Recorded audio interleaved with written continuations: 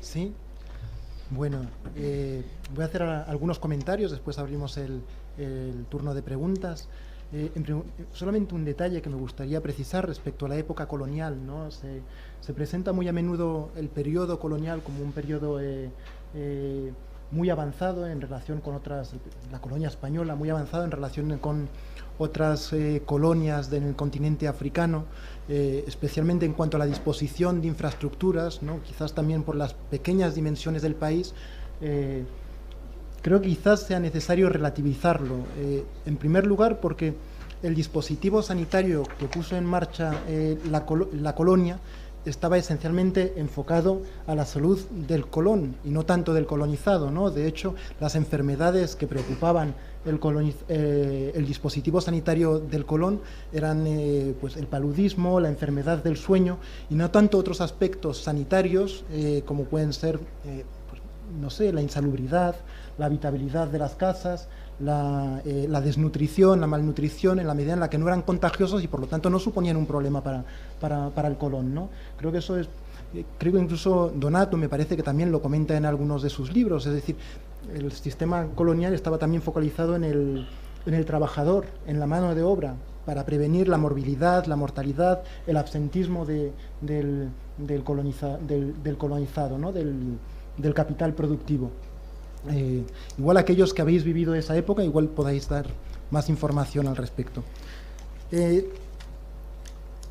Después, bueno, de las dos ponencias se desprende una situación aterradora, cuanto menos preocupante. En primer lugar está la cuestión de los datos sanitarios, ¿no? ¿Qué fiabilidad, por lo menos escasa?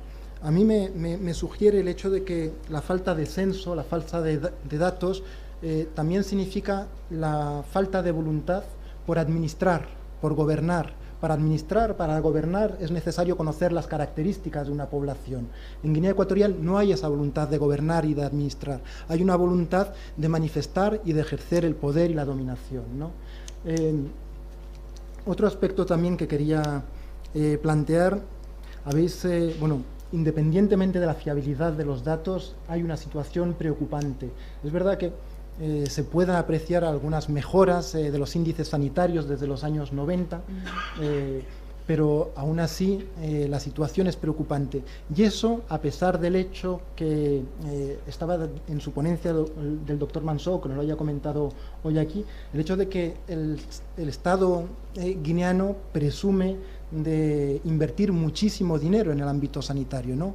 De hecho, desde el punto de vista de las estadísticas mundiales, al parecer el Estado guineano invertiría en salud por habitante más que cualquier país africano, ¿no? Invertiría más de 10 veces que Camerún, más de 4 veces que Gabón, y sin embargo sigue cosechando índices sanitarios que son muy similares a los de Camerún, es decir, ahí ¿qué es lo que ocurre? Hay un problema evidentemente de fondo, ¿no?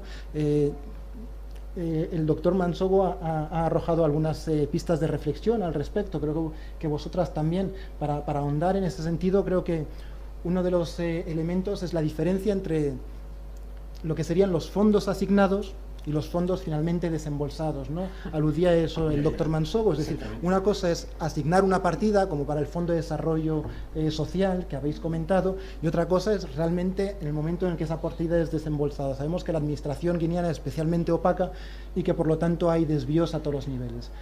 No obstante, yo creo que es indudable que ha habido una inversión en el ámbito sanitario muy importante desde varios años.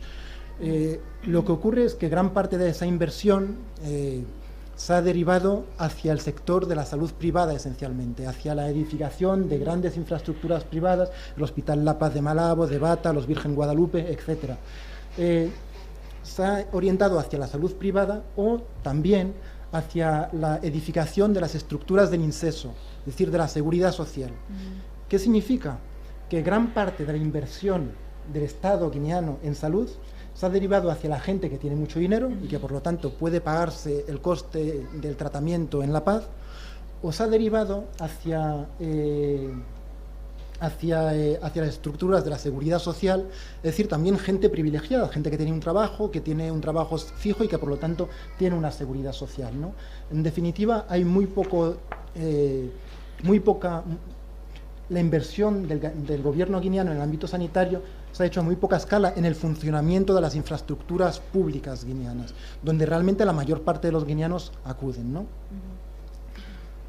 Otro aspecto también al que habéis aludido, y especialmente el doctor Mansogo, es el abismo entre lo que son, por una parte, las leyes, las normas, la legislación, y por otra parte la realidad, ¿no? Esto ocurre de todas formas en la mayor parte del continente africano, y también se debe al hecho de que en muchos casos se importan las leyes de Occidente. Los estados africanos importan las leyes de Occidente no tanto para aplicarlas, sino esencialmente para buscar la legitimidad. Legitimidad internacional por una parte, y también para seguir disponiendo del apoyo de las organizaciones internacionales, ¿no? También habéis diseñado una situación en cuanto al VIH-Sida cuanto menos escalofriante. Si me puedo permitir dos apuntes que conozco un poco, es el hecho de que Guinea Ecuatorial es de los pocos países en el mundo, de los 3 o 4, que han empeorado su gestión de la enfermedad del VIH-Sida en cuanto a la transmisión materno-infantil, ¿no? Esto nos informa respecto a cómo está funcionando el sistema sanitario. Otro apunte también que quería hacer, lo he estado comentando en alguna ocasión con Ramón Sales. Él también lo ha observado, es decir, a mí consta que muchísima gente en Guinea Ecuatorial le han diagnosticado VIH-Sida siendo el diagnóstico erróneo. De hecho, me consta que algunos centros de salud en Guinea Ecuatorial han dejado de diagnosticarlo precisamente por eso, ¿no? Con las repercusiones sociales, psicológicas que eso puede tener. Sí, bueno, voy a haceros 3 preguntas y abrimos el turno de pregunta. La primera, respecto a las soluciones. Bien, es verdad que el doctor Mansogo no solamente se ha pertrechado en la crítica, sino que también ha planteado elementos de mejora, ¿no? Que me parecen muy pertinentes. Esta mañana hemos visto que uno de los problemas fundamentales es un problema de tipo deontológico, de tipo moral, ¿no? Yo os preguntaría cuáles son las vías de moralización del espacio sanitario en Guinea Ecuatorial. Creo que es una condición imprescindible para cualquier esfuerzo en cualquier otro ámbito, ¿no? Segunda pregunta, vinculada a la cooperación internacional. Ninguna de vuestras intervenciones ha aludido especialmente a la cooperación internacional, y sin embargo la cooperación internacional es un elemento fundamental para entender. La cooperación extranjera moldea los sistemas sanitarios en el continente africano. No se puede entender lo que ocurre en el sector sanitario sin aludir a la cooperación extranjera, ¿no? Me gustaría preguntaros cuál es vuestra sensación, cómo valoráis el impacto de la cooperación extranjera en el sector sanitario guineano. Y por último, respecto al sector privado, yo sé que el doctor Mansogo lo conoce también de primera mano. Guinea Ecuatorial, en definitiva, en términos sanitarios, se diferencia muy poco de otros países del continente africano. La diferencia fundamental es que Guinea Ecuatorial dispone de abundantes recursos económicos, ¿no? Pero una cosa que comparte con muchos países, lo hemos comentado también aquí, lo he comentado esta mañana con una persona que creo que ya no está, es decir, hay un auge tremendo de la oferta privada, ¿no?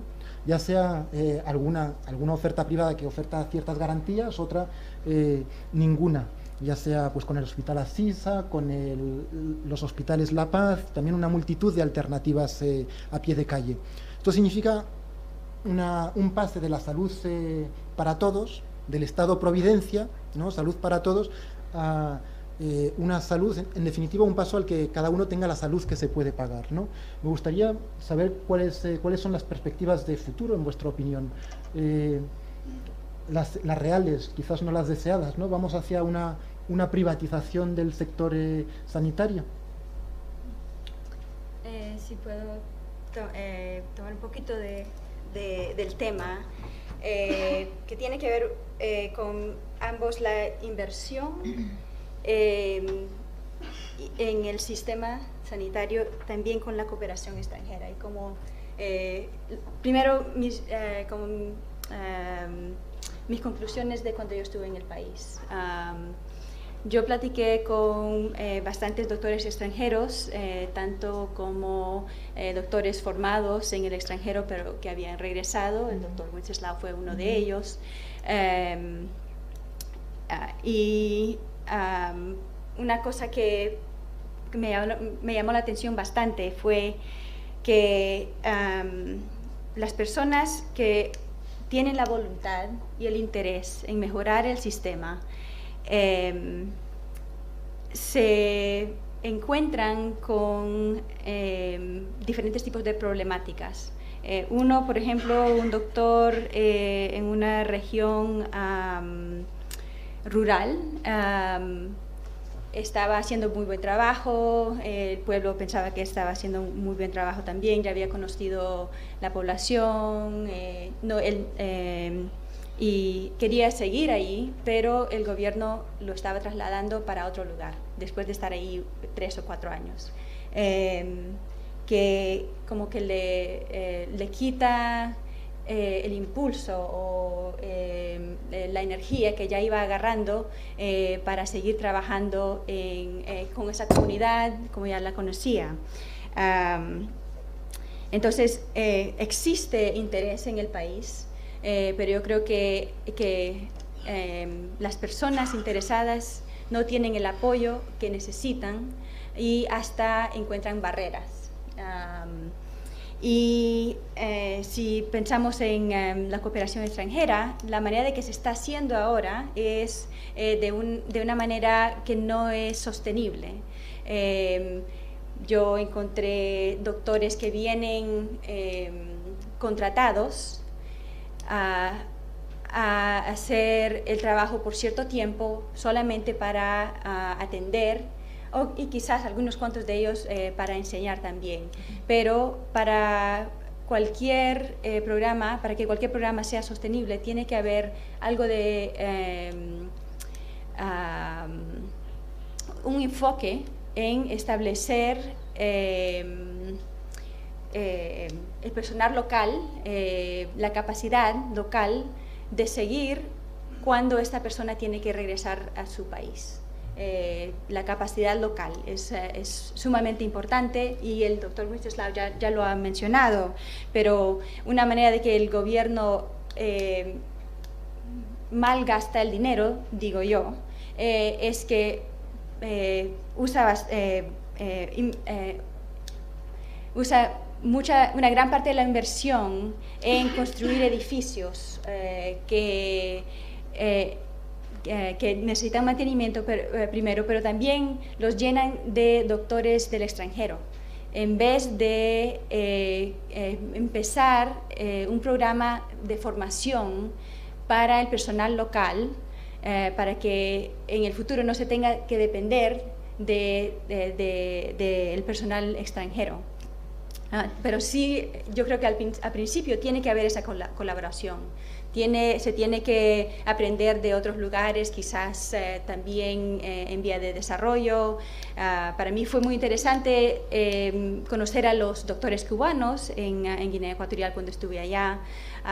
Y hoy en la mañana escuchamos un poquito acerca de cómo resultó cómo ha resultado esa colaboración, que en vez de pensar en cómo colaborar con el sistema, la cultura, las normas locales, trataron de imponer lo que ellos conocían, y eso también se tiene que manejar bien.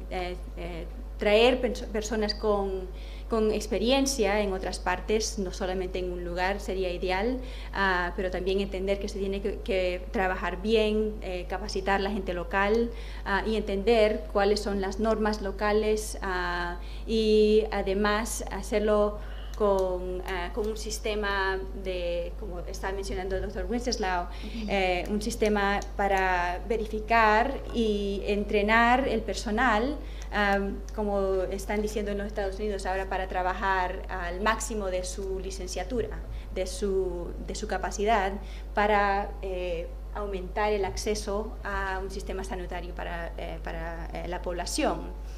Pero también es importante entender que la biomedicina, que hemos estado platicando un poco, pero también de la salud pública, que es también una parte muy importante, se tiene que entender que la biomedicina es solamente como 10% de la atención de la salud de una población.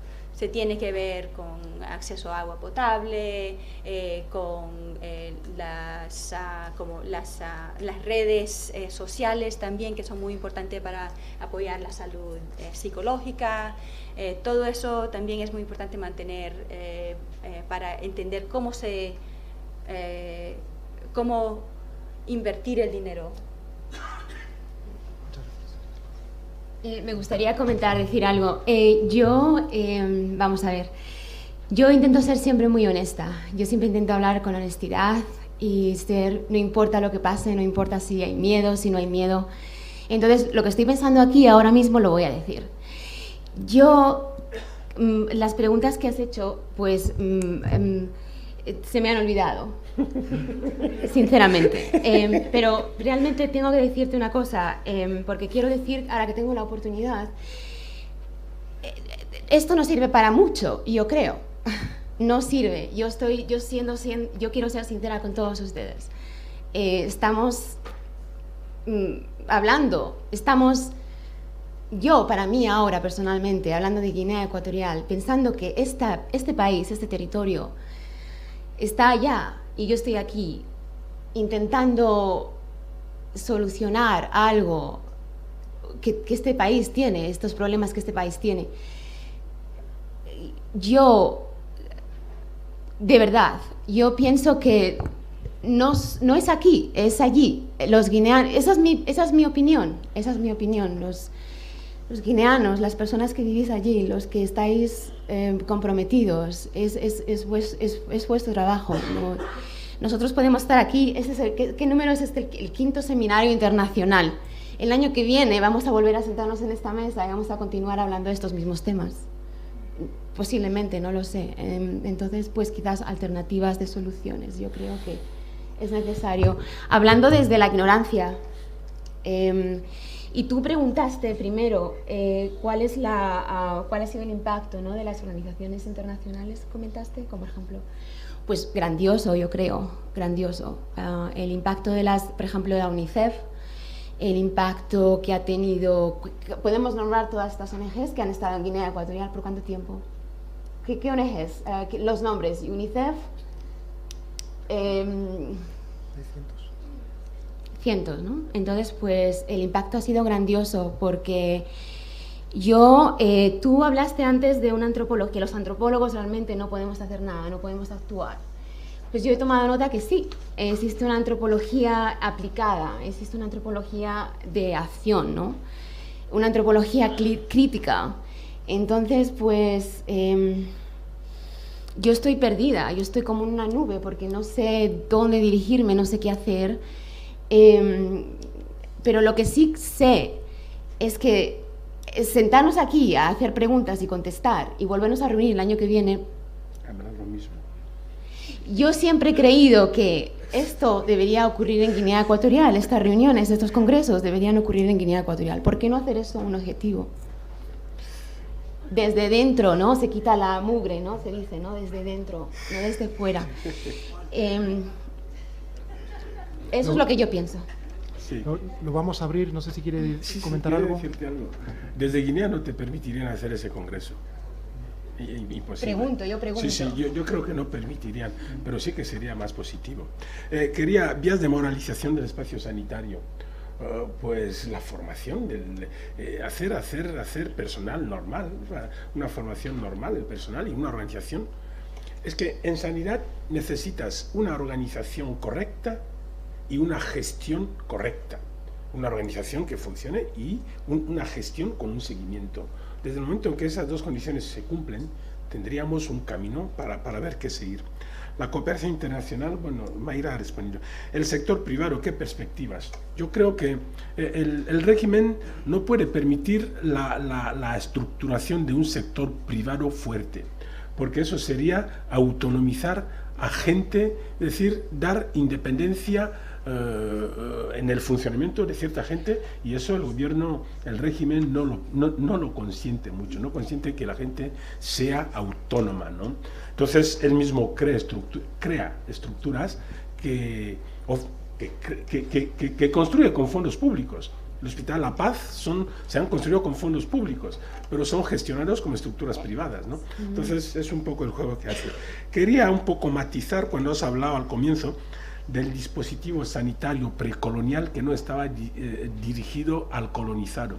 No es exacto. Yo creo que el dispositivo precolonial sí que efectivamente privilegiaba al colono, ¿no? Pero que también el Hospital de Bata, por ejemplo, he dicho era una referencia, pero habían dos sectores. Había el sector reservado a los blancos y otro a los negros. En ambos sitios había atención aceptable, ¿no? En los colonos, naturalmente, a lo mejor recibía mejor atención, pero el de los guineanos no estaba olvidado, ¿me entiendes? Y cuando yo mira, en Guinea hay centros de lucha contra la tuberculosis, la tripanosomiasis, diferentes enfermedades endémicas. Es porque había una preocupación de que esas enfermedades se tendiera a su erradicación. Y para terminar, mis padres vienen de una zona del Alto Utamboni, del bosque. En aquel lugar había mucha tripanosomiasis y un capitán, Basilio Olaechea o algo así, decidió sacarlos de ahí porque la zona era demasiado insalubre y llevarlos al lugar donde nació mi padre, que es un lugar más salubre, ¿no? Había cierta preocupación por la salud de los colonizados también, ¿no? De cierta manera. Y para terminar, los falsos VIH positivos. En Guinea Ecuatorial, al no disponer de medios como aquí, hacemos el diagnóstico del VIH por pruebas rápidas. El diagnóstico de VIH tiene 3 niveles. El nivel más bajo, que es la prueba rápida, es de screening. Hay muchos falsos positivos. Bueno, puede haber falsos positivos.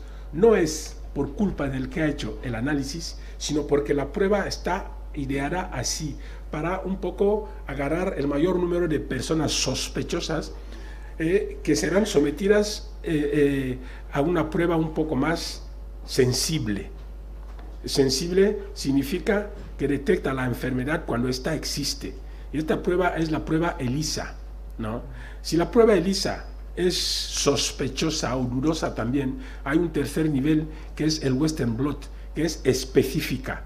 Es decir, cuando la prueba es negativa cuando la enfermedad no existe. Es el mayor nivel. En Guinea no tenemos ni ELISA ni Western blot, solo utilizamos la prueba rápida y muchas veces son tiras caducadas y ese tipo de cosas que encontramos en el mercado negro. Entonces, bueno, esa prueba te da un falso positivo y claro, el que anuncia tiene que tener cuidado en qué es lo que anuncia también, efectivamente, pero el resultado no depende tanto del que hace el análisis como de la prueba utilizada. Abrimos el debate. Está Juan, Héctor, por aquí. Como siempre rogamos brevedad, ¿verdad, Juan? Sí, pero en este caso es que más que preguntar me va a tocar responder a algunas de las preguntas que ha hecho la ponente, ¿no? Ya. Que es, ¿por qué este seminario no se realiza en Guinea Ecuatorial? Porque si este seminario se hubiera realizado en Guinea Ecuatorial tal y como ha transcurrido, al segundo día varios de los participantes estarían en el aeropuerto expulsados del país. Simplemente por eso. No es verdad que no se puedan organizar actos, seminarios de este tipo en Guinea Ecuatorial. El CEA, de hecho, nosotros hemos organizado en el año 2008 y en el año 2009 2 jornadas de antropología en Malabo, en Bata, seguidas, que fueron muy fructíferas. Pero como las organicé yo, te puedo decir cuáles son las condiciones de esa organización, porque formalmente eran unas jornadas organizadas por la UNED y la UNGE. Quiere decir que la UNGE figuraba en el programa como organizadora, pero la UNGE obviamente no hacía otra cosa que formularnos las condiciones de posibilidad de eso, que eran: hay temas que no se pueden tocar, todos los que afecten a la Guinea actual o puedan ser críticos con el régimen, y hay personas que no pueden participar, todos los opositores. Entonces, este congreso lo hubiésemos podido realizar allí si hubiéramos aceptado esas condiciones. No creo que sean buenas. Aclararte también, no sé si oyen, que este seminario no es para intentar resolver los problemas de Guinea Ecuatorial. No somos ni tan arrogantes ni tan ambiciosos. Tenemos un objetivo mucho más modesto: aumentar los conocimientos sobre Guinea Ecuatorial. Intentar que si tú vienes el año que viene no seas tan ignorante como manifiestas ser. En segundo lugar, agradecerle a Wenceslao su intervención por introducir la Guinea real en este ámbito académico, por introducir la experiencia vivida en este ámbito académico. No es la primera vez que ocurre en este seminario. El otro día una ponente hablaba sobre una base estadística del avance de los derechos sociales en Guinea Ecuatorial, y desde el fondo le habló una persona que acababa o hacía poco frecuentar Black Beach y que por lo tanto sabía como experiencia vivida lo que era la evolución de los derechos sociales. De esto creo que de este contraste entre... Se ha ido, ¿no? ¿Ahora se oye? Sí. De este contraste entre la experiencia vivida y el estudio académico supuestamente científico de una realidad basada en la representación de esa realidad, no solo en los papeles del gobierno guineano, es decir, sabemos que los papeles del gobierno guineano son pura propaganda del régimen, pero yo incluiría ahí mucho más los documentos históricos, los documentos literarios, es decir, pretender conocer países como Guinea Ecuatorial a partir de documentos sin experiencia vivida de Guinea Ecuatorial es directamente imposible. Es lo que estoy argumentando. Y en ese... Sí, pero en ese sentido hay una cosa, ciertamente la antropología tiene innumerables defectos y los ha tenido a lo largo de su historia, y complicidad es colonialismo, pero tiene una extraordinaria virtud en relación a otras disciplinas de las ciencias sociales, que no se le concede la posibilidad de hablar con una mediana autoridad a quien no tenga... Pedantemente lo llamamos trabajo de campo. El trabajo de campo, como dice Timingo, un antropólogo, el trabajo de campo es vida y la vida es trabajo de campo. El trabajo de campo es experiencia vivida de aquello de lo que se hable. Es decir, conocimiento de los hombres no a través de documentos de otros, sino a través de convivir. Por favor. Sé breve, por favor. ¿Le puedo contestar? Sí, no, a través de convivir con ellos. No, si hay gente que ha pedido aquí sacar conclusiones de este simposium. Yo sacaría una, incluso en el futuro, casi, es decir, o sea, no darle permiso para hablar de Guinea Ecuatorial a nadie que no haya tenido, no una visita provisional, etcétera, sino alguien que no pueda aportar un mínimo de experiencia vivida sobre Guinea Ecuatorial. ¿Puedo contestar? Claro. Es cierto, Juan, brevemente. Yo me he querido presentar aquí como una hispano-guineana, una mujer en la diáspora, simplemente, y estoy expresando lo que sé, lo que siento. ¿Lo llamas académicamente? No lo sé. Yo he estudiado antropología, pero también hablo de lo que siento. Esto es una reacción, una expresión, una reacción de lo que estoy asimilando en estos días, de lo que he estado asimilando estos meses, estos 2 años que he empezado a leer la literatura guineana, ¿no? Es una reacción mía que ahora tengo la oportunidad de expresarla públicamente. Y no sé si debo hacerla, ¿cómo debo hacerla? ¿Hay un método para hacerlo? Simplemente eso, ¿no? Y es simplemente eso, lo he querido decir. Ya sé que estamos en un espacio académico.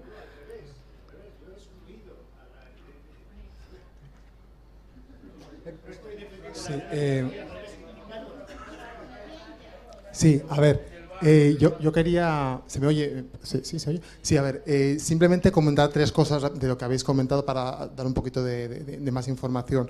Con respecto a lo que, Carolina, comentabas del objetivo de desarrollo el número 5, ¿de acuerdo? Sí. Que decían que lo que tú cuentas en el 2015, que sí se cumplía el objetivo de reducción materna, pero que había que mejorar. Eso era un refrito de información. Es decir, yo soy la persona que se encargó de hacer la revisión de este objetivo de desarrollo del milenio. Ah, pues encantada. Entonces, te puedo decir que claramente no se cumplían los objetivos del milenio, simplemente se demostraba que el país había mejorado en lo que es la capacitación del personal, en el aprovechamiento de insumos. Desde el año, te puedo decir, lo que revisé fue del 94 hasta el 2011, que es donde teníamos datos. Ya sabemos que nosotros no tenemos datos fiables y son muy pocas las fuentes, pero con las fuentes que habían eso lo podíamos concluir y se aceptó. ¿Qué es lo que pasó? Que eso, te hablo del 2013, hacia el 2015 se nos llamó a una reunión para hacer este refrito. Hemos encontrado, no sé de qué chistera, que sí se ha mejorado la tasa de mortalidad. Eso para mí es falso, ¿de acuerdo? No sé por qué interés se hizo, pero se hizo.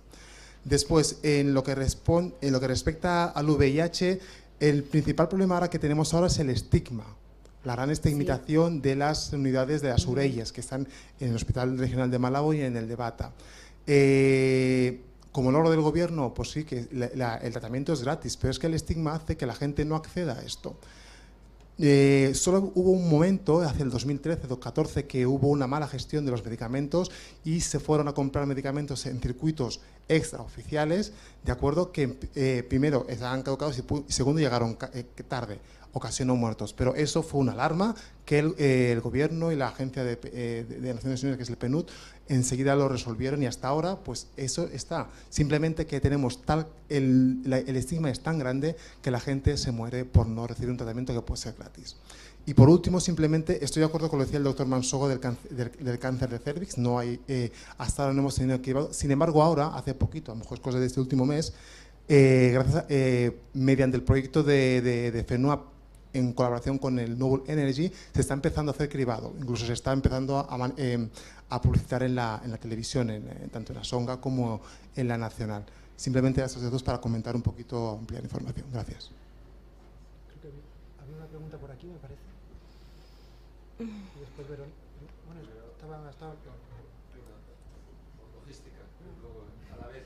Sí, muchas gracias.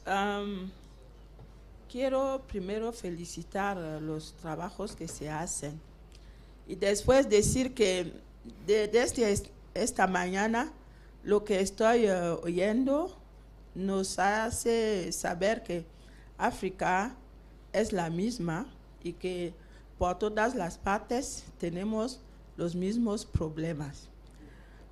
Por eso quería decir a Masongo que hablando de Gabón, hay que matizar un poco. Sí, claro, tal vez en las farmacias, unos o tres grandes, se podrá tener este cuidado, pero todo lo que queda lo mismo en Guinea como en Gabón, medicamentos que se venden a la calle, doctores que se pretenden cuidar todas las enfermedades, tiendas que venden medicamentos no aprobados. La situación es la misma.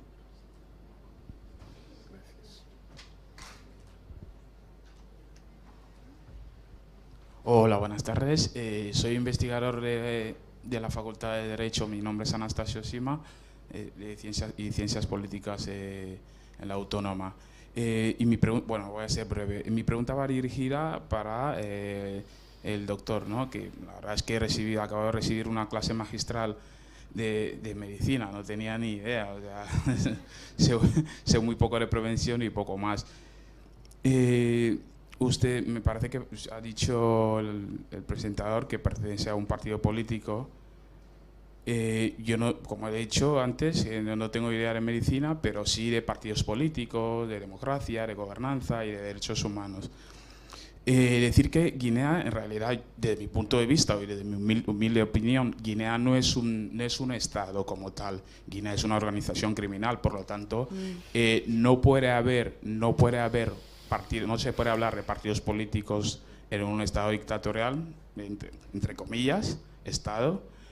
Y la otra pregunta es, ¿ustedes van a colaborar o van a seguir acompañando al dictador en proceso de diálogo nacional? Porque me acuerdo muy bien de usted, estábamos en la UGT en el año 2014, me parece, en Avenida América. No sé si se acuerda de mí. Gracias.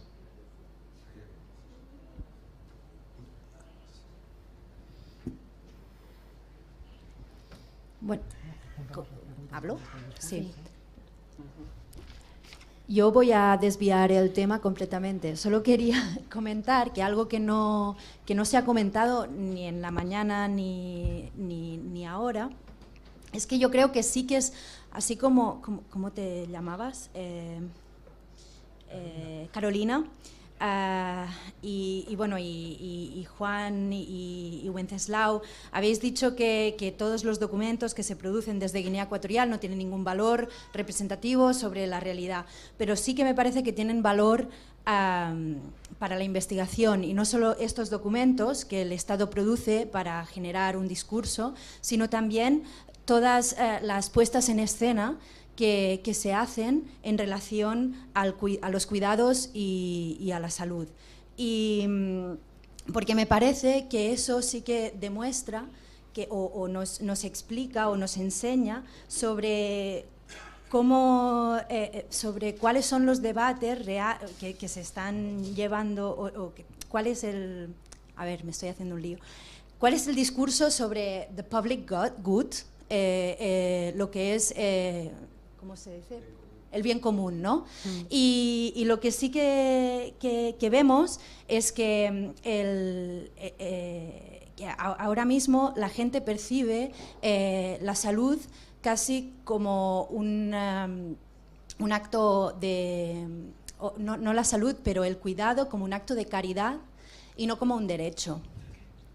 Y creo que estudiar cómo el gobierno pone en escena esto, ¿no? Ver cómo funciona el sistema de códigos y cómo se pone en escena, cómo se va a los hospitales yo qué sé, a principios de año a dar juguetes, o cómo la Clínica Guadalupe de repente pone un programa de acceso gratuito a los cuidados.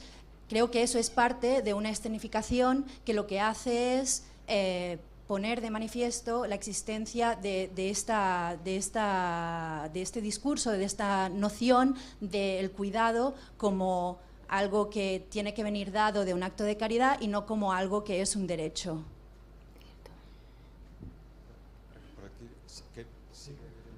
Cogemos dos preguntas más y contestamos. Bueno, soy Loreto, estoy en Guinea, trabajo en Guinea y estoy en un colegio. Mi pregunta va más bien al doctor Mansogo. Todo lo que ha expuesto usted y ha dicho, completamente de acuerdo, porque esa es la realidad de nuestro país. Ahora bien, hay algo que yo creo que también está, o sea, tiene mucho peso también en nuestra sociedad, y es, con todo mi respeto, la negligencia por parte de las familias en cuanto a la salud, sobre todo de los niños, la negligencia, uno, y dos, la desconfianza. Ya la gente, ya nadie se fía. Entonces, ¿qué pasa? Respecto a las vacunas, de repente se te parecen 2, 3 personas ahí en el patio, hermana, venimos a vacunar a los niños. Con permiso de los padres, no hace falta. Pues no, señor, usted no toca a ningún niño sin el permiso de su mamá o de su papá. O bien me avisa con tiempo, mando una nota a los padres y los que quieran vienen. Las veces que hemos hecho eso, los mismos padres han asignado otros padres, así por turnos, al menos estar ahí y ver cuando vacunan a los niños si cambian o no la jeringuilla o las cosas, los instrumentos que utilizan. Otros padres no quieren. ¿Por qué? Porque no es vacuna, es agua. Entonces, ante esas dos situaciones, la negligencia y la desconfianza, yo que estoy ahí en medio, yo opto por qué tengo que hacer ahí. Porque es que no soy yo la que va a dar esa formación a los padres, digo yo. Están los medios públicos, está la televisión, la radio, que están continuamente, yo qué sé, con los programas que tienen, que ellos solo saben. Entonces mi pregunta es esta, y esta, entre la negligencia y la desconfianza, ¿yo qué tengo que hacer con esos niños? Gracias.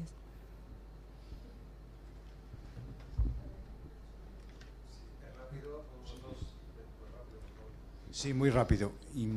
Soy Ramón, hablando sobre SIDA, y yo fui la persona que diseñé y realicé la primera encuesta nacional de prevalencia del VIH en el 2004.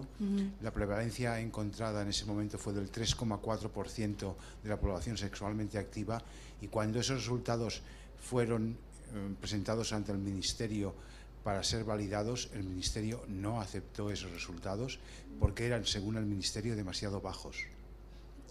Porque en ese momento se estaba negociando con el fondo del SIDA los montantes que Guinea debía recibir para ayudar a la lucha con el SIDA, y con esas cifras iban a bajar según los que ellos estaban presentando en esos momentos, que rozaban el 8%.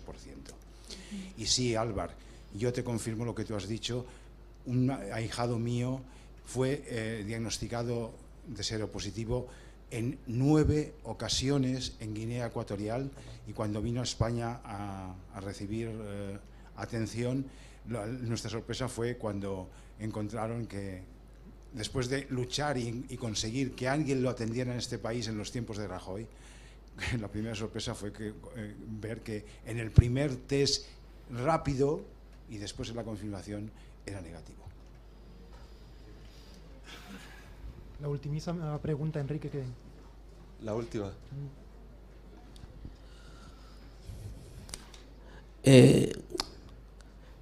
Es bueno tener esa visión crítica de las encuestas que se dan y que salen de Malabo, y lo habéis tenido. Pero también Alfredo lo resaltaba ayer, ¿no?, de la necesidad de que la sociedad civil pueda emitir informes, y esos informes puedan ser contrastados con los informes oficiales. El doctor, bueno, coincido con todo lo que ha dicho, ha dado una fotografía exacta de lo que pasa, menos las vendas y las grasas, que por lo menos ahí tenemos, y algo de jeringas.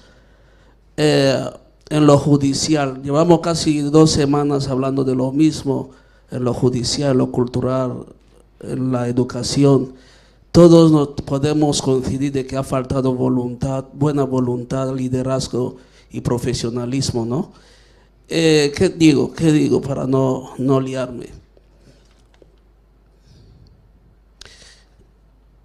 Guinea es uno de los pocos países que tiene los retrovirales. Son medicamentos para la gente que padece el VIH, pero tienen sus consecuencias, ¿no? Y podemos hacer una lectura de por qué tenemos retrovirales, siendo que las cosas básicas no las tenemos, y que después de tantos años nuestros jóvenes, porque tengo la oportunidad de trabajar con la UNICEF, con el señor Héctor, en la sensibilización en las escuelas, y que luego los grandes infectados sean los estudiantes, ¿no? Tener retrovirales, podemos sacar una lectura de por qué la gente sigue infectándose. Y luego, para terminar, digo a Carolina que el próximo año, tengas datos o no, ven y habla, que nadie y que nada te desautorice a hablar. Gracias.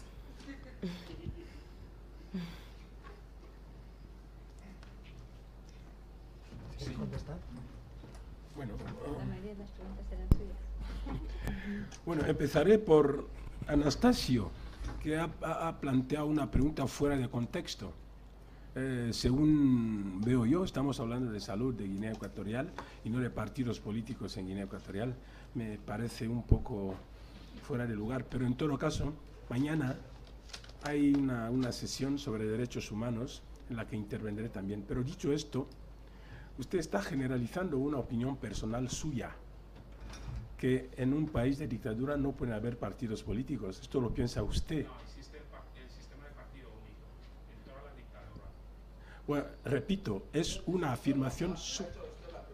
Usted ha hecho la pregunta, ¿no? Está generalizando lo que es un punto de vista personal suyo. Porque yo estoy viviendo en Guinea Ecuatorial, y soy miembro de un partido político que desde 1990 está opuesto al partido en el poder. Que a usted le guste o no le guste, es opinión personal, pero aquí estamos cada uno un poco presentando un poco lo que es. Acompañamos al dictador. Esto es un discurso que circula mucho entre los medios de los que se declaran opositores en el exilio.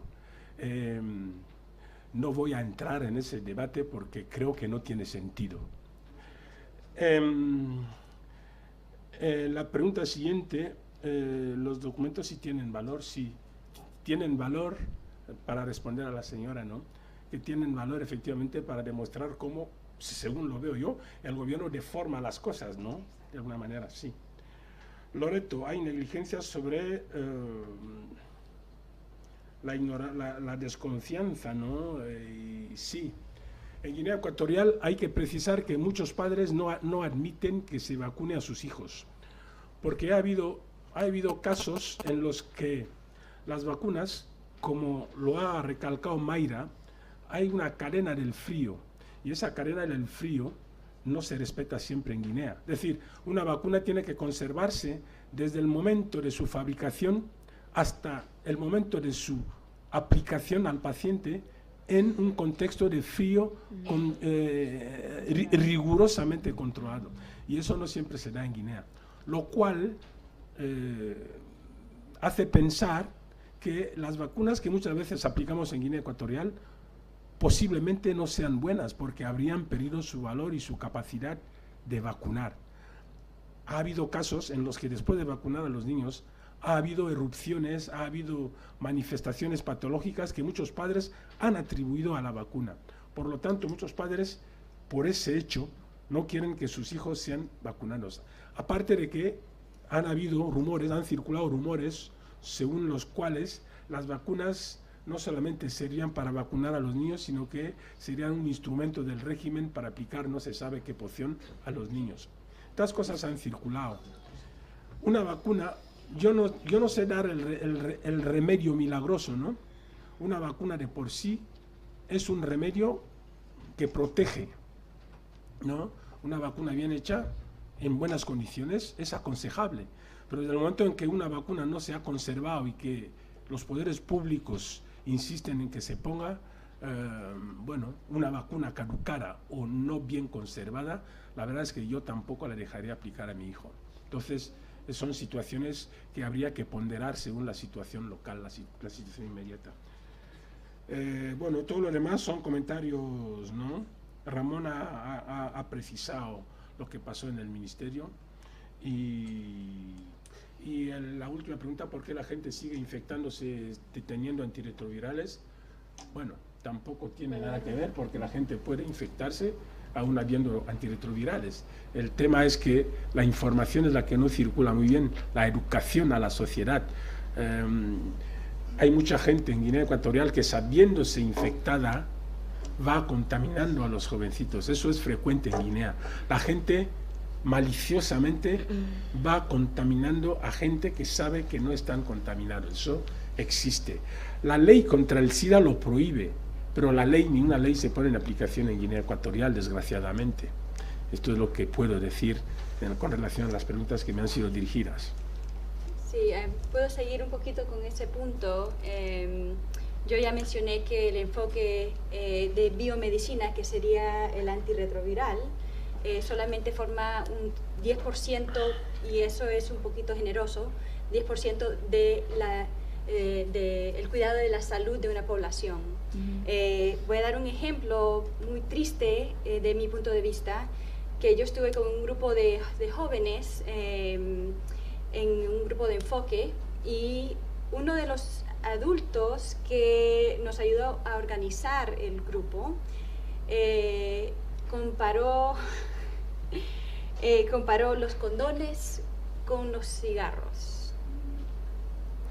Okay. Sí, como diciendo que los cigarros le ganan mucho dinero a ciertas compañías y que los condones solamente se venden para hacer dinero para las compañías que los producen. Imagínense, un adulto, un líder de la comunidad, proveyendo ese tipo de información a los jóvenes. Eso yo lo vi yo misma. Eso va a ser algo muy difícil para enfrentar. Y quizás sí se podría, si la población, si el pueblo tendría un poquito más de confianza en su gobierno, quizás se podría organizar campañas de salud pública, pero por lo que yo vi es un poco triste. Con el gobierno actual no creo que se va a lograr tanto. Yo quisiera decir algo más. Sí, se ha comentado de que, bueno, yo descubrí el Instituto Nacional de Estadística, no sé si se ha comentado,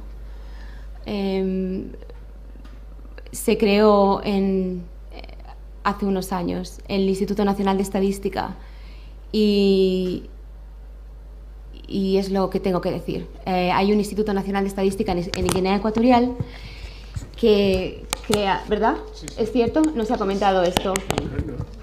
Entonces, me gustaría, bueno, sería interesante también saber un poquito las funciones de este instituto, porque también sí hemos dicho que los datos que se crean y que se publican no son claros, pero... Este Instituto Nacional no, creo que no se ha mencionado, pero está en la web. Sí, pero y también hay muchas publicaciones. Es que no trata de temas de salud. Sí hay, una sección sanidad. Sí. Pero también lo que ellos pueden producir está controlado, creo yo. Y nada más,